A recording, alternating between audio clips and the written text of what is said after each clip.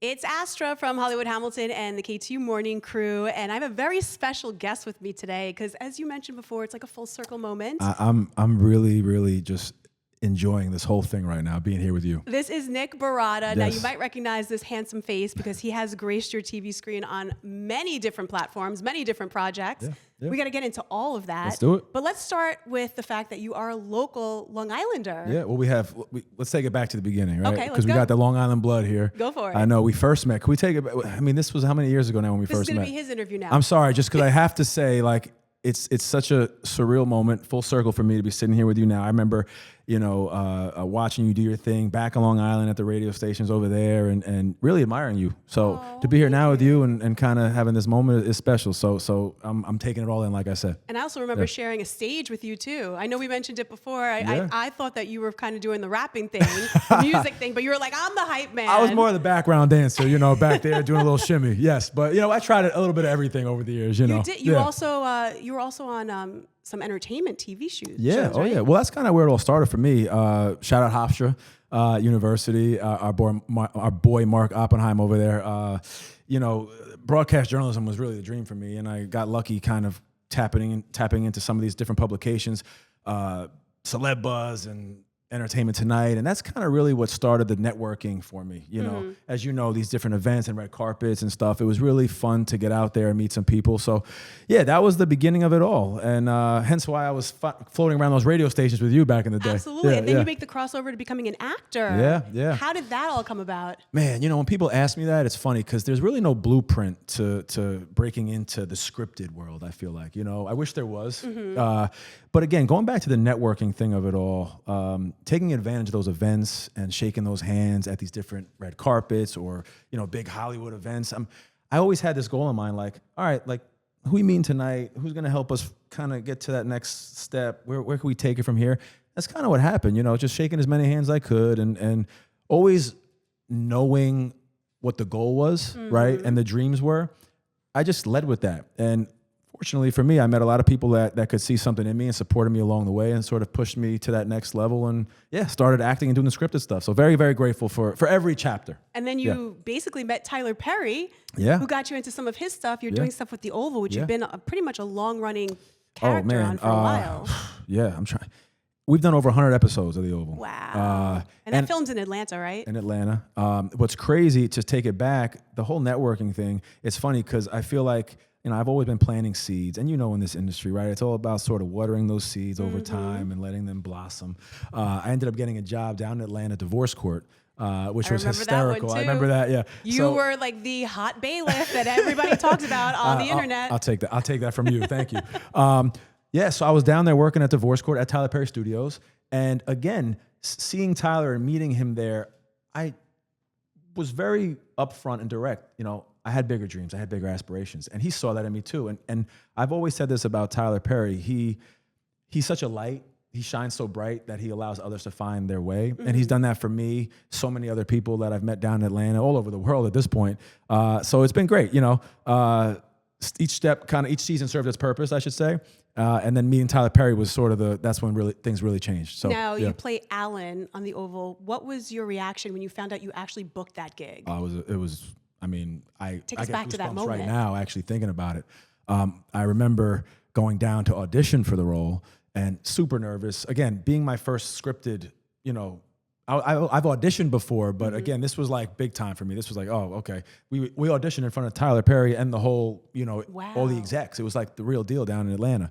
So I was shaking. It was very nerve wracking. But once I got in the room and I saw Tyler, who again was sort of already kind of rooting me on, I knew I had the shot here and got it done. So yeah. And it was just a special moment for me. I think back about it all the time, obviously, and very, very grateful. It changed my life. Now, for anybody who hasn't seen the show, can you give us a little description of what it's about and what your character's role is all about? Yeah. So the show, it's a mess. I'll say that. It's like a soapy kind of feel, if you will. Okay. There's so many storylines and all these twists and turns at the White House. We follow the first family in this administration who are all I don't want to curse here, but crazy, which again makes for a good TV show.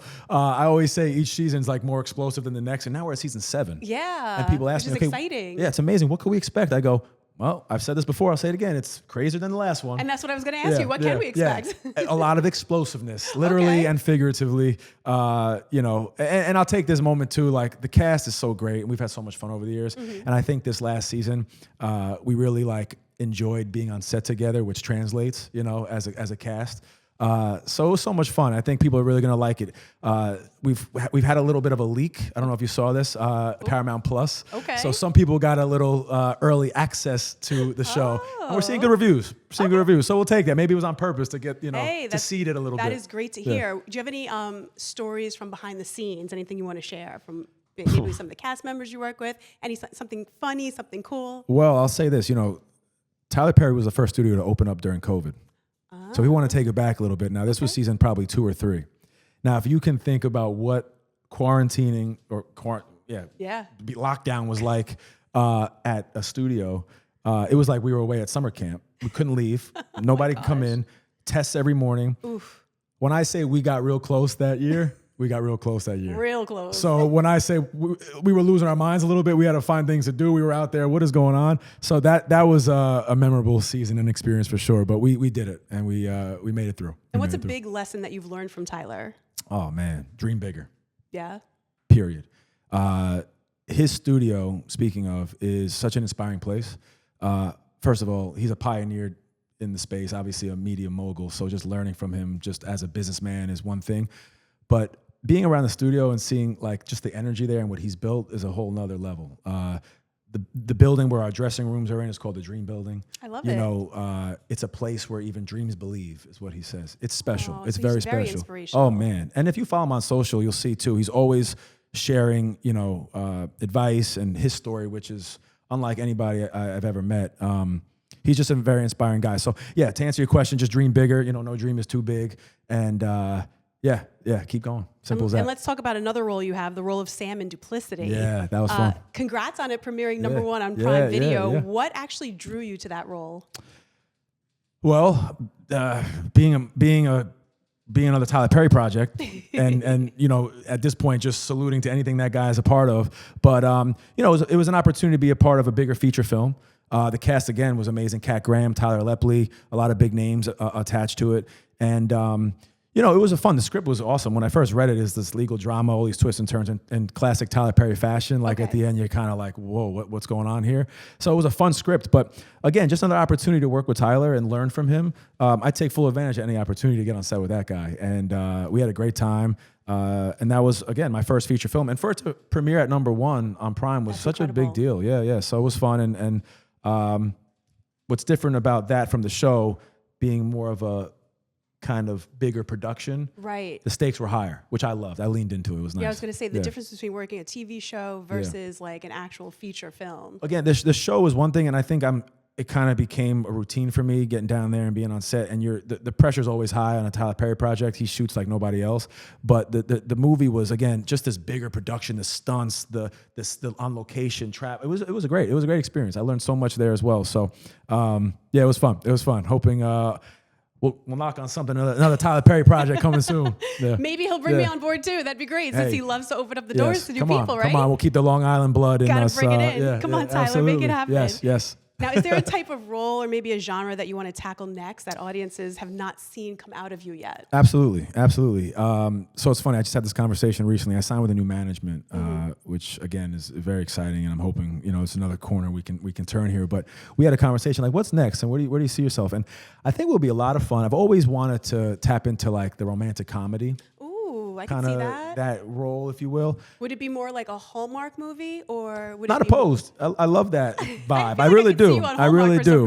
I'm all about that. I am. But yeah, just I feel like what I'm used to now is this kind of drama, a little bit darker tone, if you will. Right. I'd love to brighten it up a little bit and be a part of something fun and a little bit more of a love story and That would be a little nice. sprinkle of Little comedy in there. rom-com. Or an action star. You know, hey, I can see me jumping out of. Would you know, be doing your own stunts too? 100%. Yeah, why not? We got to prove to these people that I'm ready to do it all. But I could see myself really, you know, now being so attached to the dramas over the years. I'm like, all right, what's new? What's next? So I'd love to tap into something fun like that. Amazing. Now, what advice would you give to young people who are trying to break into the entertainment industry? Just stay the course and believe in yourself. I know this stuff sounds like cliche, I but mean, I've seen you doing it, so. yeah, and likewise, you know, you know just as well as I do, like it's a very cutthroat industry. If you don't believe in yourself, nobody will. Right. You have to really, truly deep down to the point where you may even feel a little crazy, believe in yourself, you know. And there's been moments where I've had to like, okay, is this really what I'm supposed to be doing? Or am I cut out for this? And then you got to put yourself, shake it off and, you know, stay the course and just never give up. And that's still what I'm doing these days. Cause it's a roller coaster, it's a grind. You know? And I know a lot of people, even people that are so talented, they get weeded out cause they can't really be buckled in for the ups and downs. And they're like, you know, and they're not cut out for it. So, you know, just sort of having that mindset and being able to, navigate the rough waters, you know. Again, I'll shout you out. You've done an amazing job over the years. I really do mean that. It's been awesome to watch you do your thing. And so you understand. Thank you. I appreciate of course. that. I mean, like I said, I've been seeing you do your thing too, and I'm always so proud of you and seeing everything that you're doing. And I know you have a lot of fans out there. What would they be surprised to learn about you that you do off camera? I don't know if it'd be a surprise, but I was going to say, can we talk about grandma for a second? I would love to. All right, now I'm bringing it up. You know, I love spending time with my family. I come from a big family. I have 3 brothers. Obviously now being a new dad and leaning into the dad life, you know, I love family time, right? But grandma, 99. God 99, bless her. And she dances better than anybody I know. We got to bring her in here next time. We need please. to. I want to dance with her. So we love doing the TikToks. You see us, like it's fun. So she's a lot of fun. So you can find us dancing and really having fun with the fam when the cameras aren't rolling, or if they're rolling. We love doing the all the trends, the TikTok trends. And when you have downtime, what's the perfect day for you? Right now, today, if you were to ask me that, because it's changed now, obviously. I'm sure it's family, yes, right? Yes. Becoming a dad has been the biggest blessing and has changed me for the better. I mean, in so many ways. I'm more grounded. I'm learning so much from them. What's funny is, you know, you think like you're supposed to teach kids, you know. How to grow up. I feel like they're teaching me how to grow up. Right. It's almost like you become a kid with your own kid, 100%, 100%. So I'm just really loving, it's going too fast already. I mean, my daughter's going to be 3 in August. It's crazy. But really just leaning into the family side of it all. But I mean, look, I love going to the gym. So I say my perfect day, let's see. I'd wake up, At what time? Get a good work. What time are you waking up? Well, now it's a little different again. Right. I'd say, listen, I was at the gym at 6 a.m. this morning. Got it in. So nice early workout, nice breakfast. And if it's a perfect day, it's just a day off with the kids and the family and you know, maybe taking them for a walk or to the park or doing something fun, a little brunch with the fam. Love it. You know, it's like things are like simplified for me right now. You know, where I used to feel like I got the highs from like, okay, I gotta go see and be seen and do this and do that. And you know, it's still a part of the game. Right. But now I choose that sort of the relaxation life with the family. 100%. I love that. Every time. Now, before we wrap, we're gonna do some rapid fire questions. I always get a little nervous with these. Don't get too nervous. Okay. All right. Who is a dream actor or actress that you would love to work with? Oh. Male or female? Actor Either or actress, whatever you want. I grew up. Or you could pick one of each. Okay, let's do that. I grew up the biggest Will Smith fan. Oh, that's a good one. I've been just a huge fan for the longest time, and I had the chance to meet him actually at Tyler Perry's studio opening, which was another special moment for me. I'd say Will Smith. Okay. Just because I've just admired him from afar for a long time. Yep. Fresh Prince of Bel-Air. I can't forget that. 100%. It's one of my favorites. But if we're gonna tap into the romantic comedy field genre, I don't know. Maybe like a Jennifer Lawrence. Okay. Is that who you'd want to share an on-screen kiss with? Ooh. Might have to get back to you. Maybe we'll talk offline about that one. No. Yeah, you know, I love, again, just like seeing her and what she's done in that space, like Mila Kunis and sort of like Friends with Benefits with Yes. Justin Timberlake. I love those movies, Love you know, those. like the Easy Watches and those. Yeah, so yeah, we'll go. Or How to Lose a Guy in 10 Days. Exactly, the classics. Yep. Kate Hudson, who are you watching her new show? Oh, yeah, I've heard great things. I got to tap into it. The Point, basket. what is it? Yes, we're getting there. something point. Point. Yes. Yes, I know. It's yes, the yes, basketball yes. one. But Running Point. There you go. We got it. Shout out Kate Hudson. Again, another like rom-com queen. Yep. We could put her in the mix too. Yeah. She's awesome. Yeah, she's awesome. Favorite TV show that you're binge watching right now? That wasn't really rapid fire, by the way. Yeah. It's all right. I loved what's Sterling K. Brown. Paradise is great. I binged that whole thing, caught up, and I'm also loving Your Friends and Neighbors right now with John Hamm. Okay. Have you tapped into any of those? No, Put I them on your haven't. list. Great shows. Adding them now. Yes. One word to describe Tyler Perry. Inspirational. I can go on and on, but inspirational. Yeah. All right. New York pizza or LA tacos? New York pizza, easy. That one was quick. No brainer. No brainer. Best piece of advice you've ever received in this business? In this business, again, you know, I've met a lot of people along the way. Tyler Perry's obviously been a mentor to me for a very long time, and again, it's got to just go back to the dream bigger. His book that came out, Higher is Waiting. You know, all these things just when you think you're there, go a little bit further. You know, and off out of the industry, you know, my parents, both my parents, who have been just huge supporters of mine for, you know, they've been those parents that are like, go do whatever makes you happy. I love that. So shout out mom and dad. But my dad, you know, used to leave me notes, never give up, never give up, never give up. So, you know, it's the simple stuff. Like I said, it's the cliche stuff, but those are the things that sit with you for forever. And what's your favorite hometown radio station? KTU, baby. Would I be anywhere else? I had to throw that one in there. But, well, we can't shout out other radio stations. We're gonna keep it right here. You know why? Because I've seen you come up now, so I was gonna shout you. I was gonna shout you out through all the stations. Any station that Astra's at. How about that? Good answer. I like that one. We'll keep that in for sure. Now, where can people find you on socials? Nick Barrotta, TikTok, Instagram. Yeah, and we're having some fun over there. So come hang with me and Grandma. And make sure you check him out on The Oval and on Duplicity and wherever he ends up next, which is going to be probably on the big screen or some rom-com, making out with somebody. I hope so. We're manifesting all the good things. But yes, The Oval's it's coming back season 7. So stay tuned. It's a great season and a lot of surprises, to come. So stay tuned. Nick, thank you so much for joining us. Thank you for having me. Thank you for having me. I don't want to leave. This is great. We love you. All right. I love you too. Mwah. Mwah.